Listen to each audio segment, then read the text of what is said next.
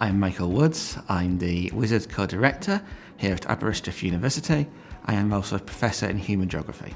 We've recently finished a project funded by the European Union called Imagine, in which we've used this spatial justice framework to look at territorial inequalities in Europe and the impact of European Union cohesion policies. So, for example, we mapped the patterns and variations in income levels or employment between different regions in Europe. We did some economic analysis of whether or not those patterns were being shaped by the impacts of various policy interventions. We looked at relationships of these between these and migration. So Imagine was a consortium which Wizard Aberystwyth led and coordinated with 15 partners across Europe, mainly university partners, one or two non-academic partners, and they range from partners in Spain and Italy to Romania, Greece, Finland, and so on. It also involved collaboration across disciplines. So as geographers, we were also working with economists and political scientists and sociologists. So the key findings from Imagine are several.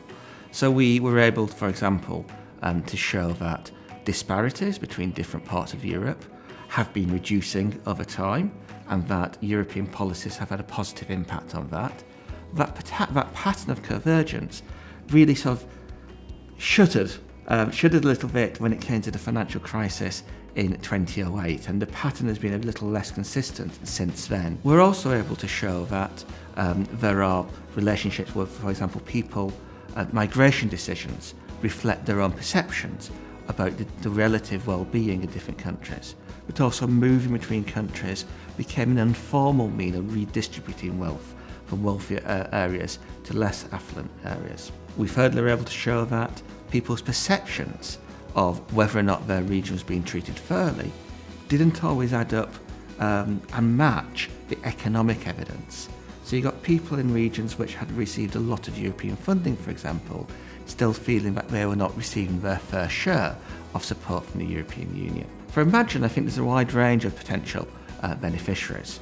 At the most immediate level, the Imagine project was put together in response to a funding call from the European Union's Horizon 2020 programme, which meant that its priorities were defined by the European Commission. So a major client, if you like, was the European Commission.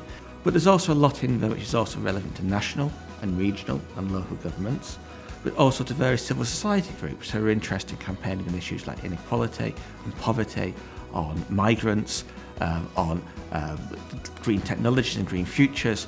So we hope that there's a lot of information out there which can be used by different groups and they can benefit in different ways.